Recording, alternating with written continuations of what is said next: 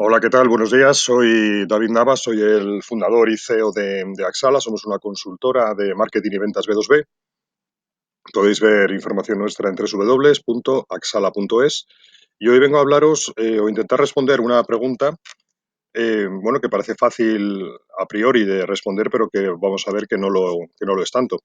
Hoy voy a intentar responder a la pregunta de qué es vender, ¿de acuerdo?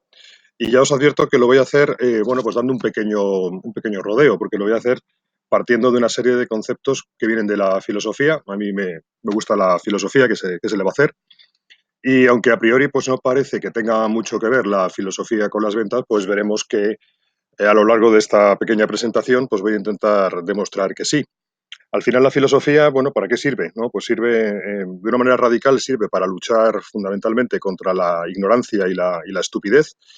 Y luego a nivel práctico, porque la filosofía se puede vivir también como una práctica, pues es, yo creo, la mejor manera a nivel racional pues de realizar nuestro día a día, nuestra vida, nuestra cotidianidad, ya sea personal o ya sea laboral, pues dándole un mayor significado. Nos va a servir mucho también para sentar conceptos, porque al final estamos en el ámbito de la venta es un ámbito, la venta a empresas es un ámbito complejo y la parte, digamos, de teoría, la parte de conceptual, pues es muy importante para sentar luego el cómo vamos a llevar nuestra práctica. Y aunque la venta, obviamente, es una praxis, es una práctica, no por ello no deja de tener conceptos teóricos que luego se van depurando y se van, digamos, mejorando pues, lo que es el llevar la práctica. La práctica, digamos, va redibujando, va mejorando las diferentes teorías en base a un proceso continuo de ensayo y de prueba y error y de perfeccionamiento. Bueno, sin más, no os preocupéis que aunque voy a ir hacia conceptos inicialmente teóricos, luego lo vamos a bajar en la medida de lo posible a la tierra, que es de lo que se trata. Tengo aquí una pequeña presentación, voy a hacer esto un poquito más pequeño y empezamos rápidamente. La presentación se llama Venta, lenguaje y poder. ¿Qué es vender? Bueno, que esa es la pregunta que intento responder. Lanzo rápidamente una respuesta a bocajarro, y en la cual afirmo que vender no es más que ayudar. No desarrollo de momento la respuesta, la voy a ir deshilando poco a poco, así que de momento la dejo con este concepto de que vender es ayudar. ¿De acuerdo? Bien, avancemos un poquito. ¿Qué veis en esta imagen? ¿O qué es lo que podéis, si estuvierais delante mío, qué me diríais sobre qué vemos aquí? Pues podríais rápidamente estar de acuerdo conmigo en que aquí estamos viendo pues, una especie de roca, un trozo de hielo, una piedra, ¿de acuerdo? Y así es. Pero fijaros, esto es lo que veía Miguel Ángel cuando veía una piedra de ese estilo. Cuando Miguel Ángel veía un trozo de mármol, lo que él veía era el David, su David de Miguel Ángel. ¿Y a través de qué mirada eh, podía ver esta maravilla, ¿no? Viendo una roca de mármol? Pues muy fácil, lo hacía a través de, de una capacidad que tenemos todos, que es la mirada de la imaginación. Y la imaginación, pues la podemos definir simplemente como la capacidad de lanzarnos a nosotros mismos hacia el futuro y crear irrealidades, cosas que no existen, cosas que no tienen entidad real en el momento de imaginarlas, ¿de acuerdo? La imaginación nos puede jugar muy buenas pasadas y nos puede jugar también muy malas pasadas. Imaginar que yo esta charla, como he hecho en el pasado, la estuviera dando delante de un público en un auditorio, en una charla, digamos, con público. Pues momentos antes de empezar, pues bien podría yo sentir una especie de zozobra, de nerviosismo interior, una especie de miedo escénico anticipado, de forma que yo me posicionaría ante mi público en un estado de nerviosismo, balbuceante, y a lo mejor me quedaría a lo mejor incluso paralizado. Ese proceso también es un proceso de la imaginación, porque yo me estoy imaginando a mí mismo en esa situación que es la que me provoca vivirlo como tal. Con lo cual, cuidado con la imaginación, porque nos abre o nos cierra posibilidades. ¿De acuerdo? Es un poco la función que tiene la imaginación. Y cuando digo, perdonar, que me abre o que me cierra posibilidades, ¿a qué me estoy refiriendo? Pues a que me abre y me cierra posibilidades a la acción. Y la acción no es que yo me ponga aquí a bailar sevillanas, ¿no? O a hacer el chiquito de la calzada. La acción a la que me refiero la defino como comportamiento y conducta intencional, es decir, sopesada, racional, sujeta a fines u objetivos. Es decir, nosotros nos vamos a marcar, todos nosotros nos marcamos una serie de objetivos constantemente, de metas a alcanzar, ya sean esos objetivos o metas, pues yo qué sé, eh, laborales, materiales, vivenciales, espirituales, me da igual, llámalo X.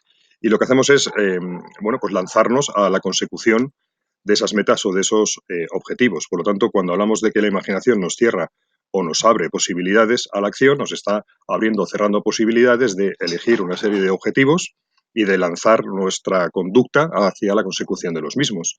Obviamente no toda acción es acción de este tipo, intencional. La mayoría de nuestra acción, de hecho, es una acción subconsciente en la cual pues, estamos acoplados, vamos como un piloto automático y vamos funcionando. Pero a mí me interesa este tipo de acción y por eso la traigo a colación. Ahora os voy a lanzar otra pregunta, que es la siguiente. ¿Quién quiere más poder? Bueno, de nuevo, si estuvieras delante mío, lo que vería es alzarse tímidamente alguna que otra mano así a medio desplegar y el resto de la gente permanecería, lo más seguro, con las manos debajo. ¿Por qué? Pues porque el poder normalmente lo asociamos psicológicamente con, o le damos una connotación normalmente negativa. Es decir, entendemos el poder como el dominio, como el abuso sobre los demás. Pero no es así. El poder es algo inherente y es algo intrínseco a toda acción humana porque se define simplemente como la capacidad, de nuevo, de ampliar o de modificar la acción. Tan sencillo como eso. Es decir, si yo, por ejemplo, yo hoy no sé hablar ruso y me pongo durante año y medio a estudiar en ruso, pues dentro de ese plazo, más o menos, pues seré capaz de mantener una cierta conversación en ruso. Es decir, habré ampliado mi poder. Habré podido hacer cosas que antes no podía hacer, ¿de acuerdo? Entonces, la acción se define, como acabo de decir, como la capacidad de ampliar o modificar la acción, el ámbito de lo posible. Y fijaros en esta pequeña taxonomía que hay dos tipos de poder. Uno es el poder que vemos aquí, personal, que es en el cual yo consigo ampliar o modificar mi acción, es decir, hacer más cosas de las que soy capaz de hacer, y lo podré hacer de una forma autónoma, es decir, sin tener ayuda de nadie, y ahí estaré hablando de un poder personal pues, autónomo, valga otra vez, perdonadme que repita, y si me apoyo en los demás o pido ayuda, estaré hablando de un poder personal dependiente o, bueno, heterónomo, que se llama, el cual dependo de otra persona. Pero fijaros que ya aquí en el poder personal en el cual dependo de alguien o necesito a alguien, ya estoy hablando de un poder social, porque ya hay más de un protagonista. Entonces, dentro del poder social, pues podemos encontrar de nuevo como dos variantes. El poder social en el cual yo amplío o modifico la acción de los demás o la mía propia con ayuda, con la colaboración de los demás. Y ahí estaré hablando de un poder social, digamos, simbiótico o mancomunado. Y poder estar hablando de un poder en el cual yo amplío, modifico la acción de los demás o la mía propia, pero utilizando otras artes, es decir, no ya velando por un beneficio mutuo, sino a costa de los demás. Y ahí podemos hablar de ese poder social parasitario, que es el que normalmente todo el mundo asimilamos con el poder, de ahí que tenga una mala prensa. Pero bueno, yo reivindico la palabra poder y os pongo algunas definiciones para acabar de convenceros que también vienen de la filosofía. Ahí tenéis al bigotudo, a Nietzsche, los que hemos estudiado Coe y esas cosas, todavía estudiábamos filosofía, ahora parece que se lo han cargado, error, craso error. ¿Y qué nos decía el bigotudo? Nietzsche. Pues fijaros qué definición más bonita le daba al poder. El poder decía que en él se experimenta la realidad como libertad, como apertura de posibilidades, lo que yo os he venido comentando hasta ahora. Y tenemos aquí otro filósofo, Bernard Russell, filósofo y físico matemático del principios del siglo XX, que definía el poder, y creo que es bastante deseable esta definición en cuanto a la consecuencia, lo definía como producir los efectos que deseamos. Otra cosa es cómo, qué artes utilicemos para alcanzar esos efectos, ¿de acuerdo?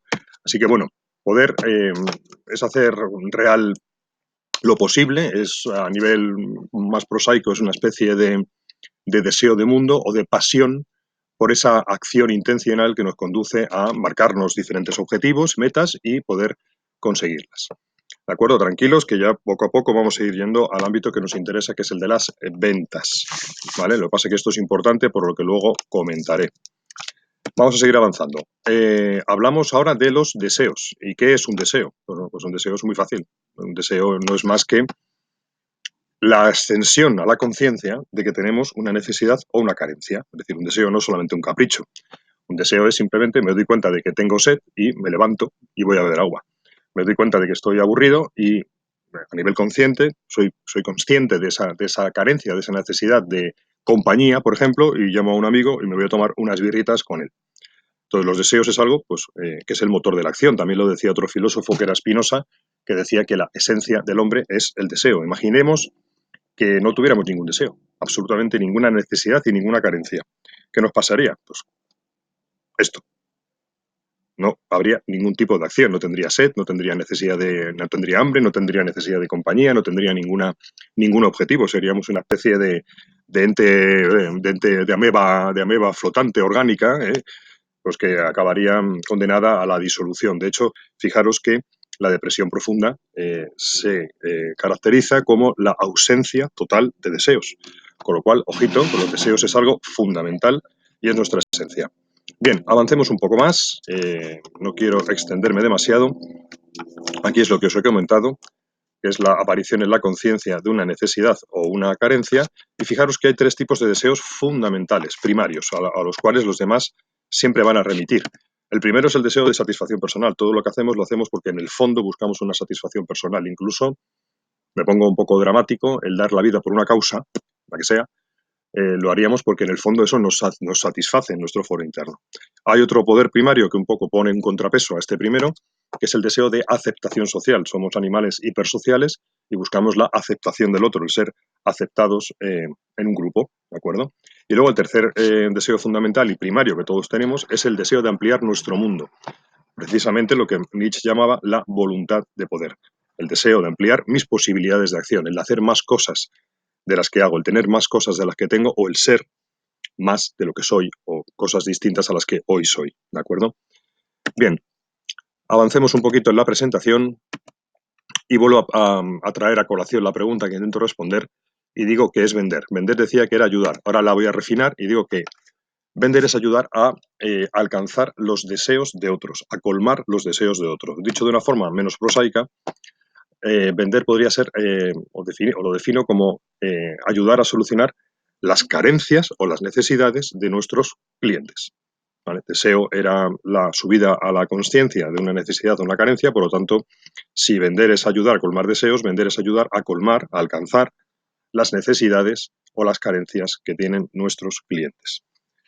Y esto es importante interiorizarlo, porque al final, si os dais cuenta, vender, si lo vemos de esta manera, pues se convierte en un poder social simbiótico, en el cual, o mancomunado, en el cual, para yo ampliar mi ámbito de la acción, es decir, conseguir al cliente, conseguir los ingresos que me reporta una venta, tengo que hacerlo primero ampliando la acción del otro, la acción de mi cliente. Es decir, ayudándole a él, me ayudo a mí mismo.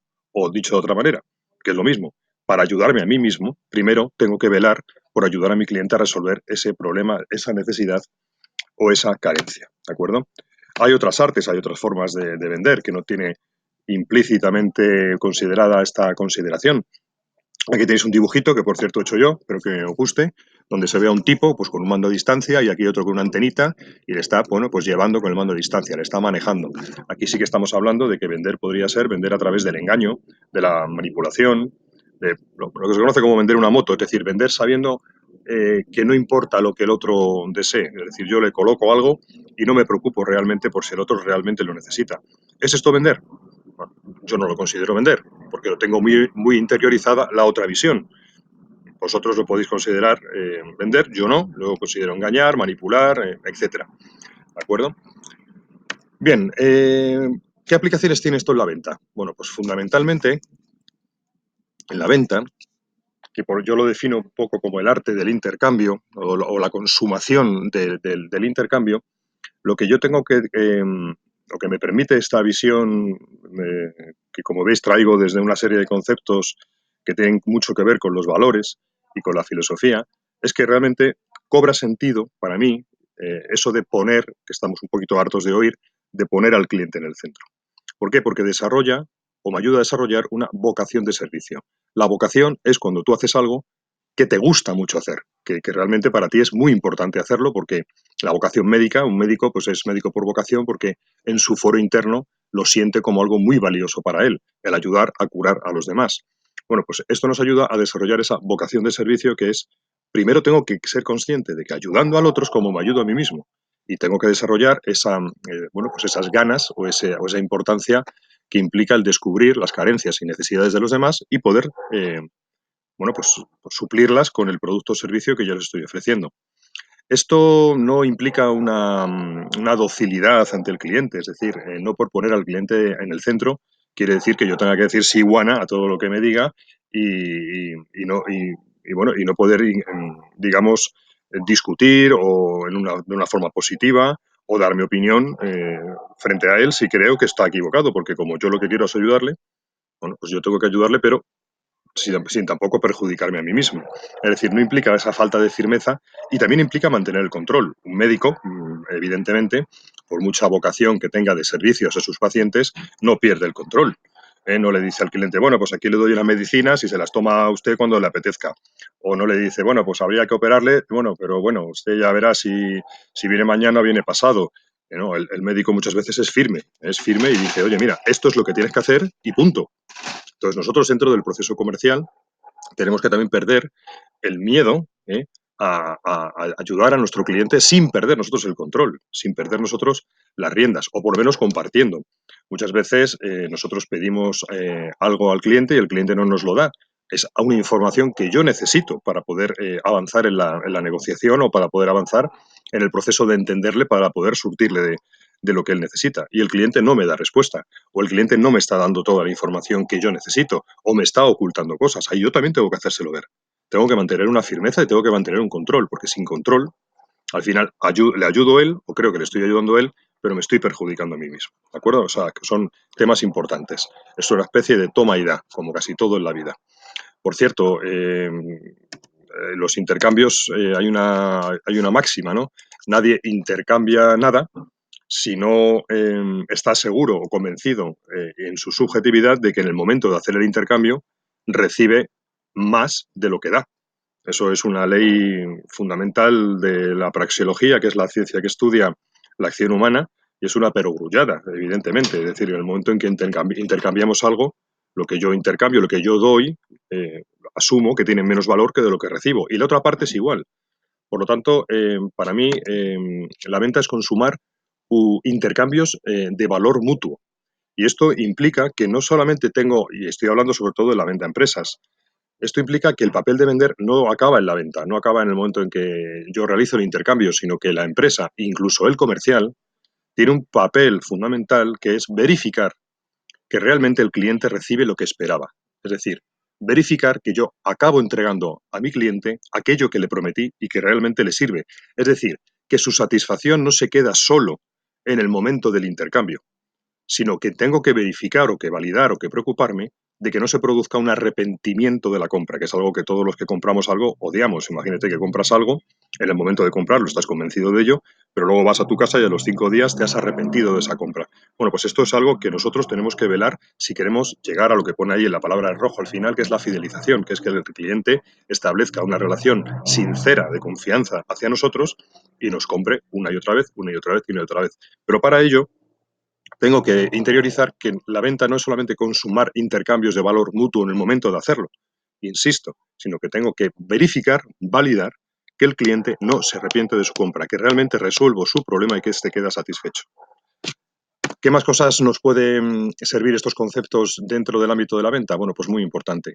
Si yo quiero ampliar las posibilidades, es decir, el poder de mi cliente lo puedo hacer de varias maneras. Una es descubriendo sus necesidades y carencias y alineándome con ellas, fantástico, pero hay una aún mejor, que es enseñar. Enseñar o descubrirle cosas que él no sabía que no sabía. Es decir, si yo soy capaz de ir a un cliente y hacerle ver cómo mejorar su negocio, cómo ahorrar costes, cómo mejorar sus ingresos, de formas que a él no se le habían ocurrido, no solamente le estoy ayudando, sino que le estoy enseñando. Y eso tiene un valor muy fuerte y que crea mucho impacto. Por lo tanto, esto también es muy, muy importante que cuando hablamos de eso, de los mensajes de valor, intentemos no solamente alinearnos con necesidades o con carencias existentes, sino que intentemos enseñar al cliente cosas que él no sabe sobre su negocio y que nosotros sí podemos saber dentro del ámbito particular que cubre nuestro producto o nuestro servicio. Seguimos avanzando. También es muy importante, dentro de las aplicaciones en la venta, entender el mapa de relaciones. Normalmente cuando vendemos a empresas, pues depende de la tipología de empresa. Si es una pyme, Es más fácil porque nuestro grado de visibilidad dentro de la cuenta, nuestro grado de penetración perceptivo es bastante grande en poco tiempo. Si son 5 los que componen la empresa, rápidamente identifico quién es el cliente, quién es el usuario, quién es el prescriptor, quién es el que puede ponerme alguna zancadilla o que esté en contra de la operación. Pero cuando hablamos de la gran cuenta o de la mediana cuenta, ya aquí la cosa se complica. ¿Por qué? Porque no tengo visibilidad, simplemente porque no conozco la cuenta y hay muchas relaciones y tengo que hablar con mucha gente para consumar el proceso de intercambio. Porque las empresas también lo que hacen es que se defienden. También ellos quieren asegurarse de que lo que compran no van a arrepentirse de esa compra. Tienen que comprar por consenso. Tienen que involucrar a varias personas dentro de estas decisiones. ¿Vale? Y esto nos implica o nos lleva a la cuestión de que es muy, muy, muy importante para tener el control y para poder consumar la relación y ayudar a nuestros clientes, entender el mapa de relaciones que hay en la cuenta. Es decir, entender quién es el cliente, que es el que tiene la firma, el presupuesto, quién es el usuario o los usuarios, quiénes son los prescriptores, quién puede ser el champion, quién puede ser el enemigo. Y no solamente eso, no solamente identificar los roles de cada persona, sino identificar las relaciones que hay entre ellos, porque entre estas personas, en las organizaciones, se tejen diferentes relaciones de poder. Por lo cual también esto es muy importante, el dotarnos de un buen organigrama y el dotarnos de entender la cuenta y entender quiénes participan en las operaciones. Así que espero haberos convencido de la importancia que tiene bueno, el concepto de poder en la venta. Vender es ayudar, ayudar a colmar necesidades o problemas de nuestros clientes. Y nos meteríamos en la segunda parte de esta charla, que se llama Ventas, lenguaje y poder, en el ámbito de lo que es el lenguaje. Pero esto lo vamos a dejar para un siguiente vídeo para no extenderme en demasía. Muchas gracias, espero que os haya gustado lo que hoy tenía que contaros.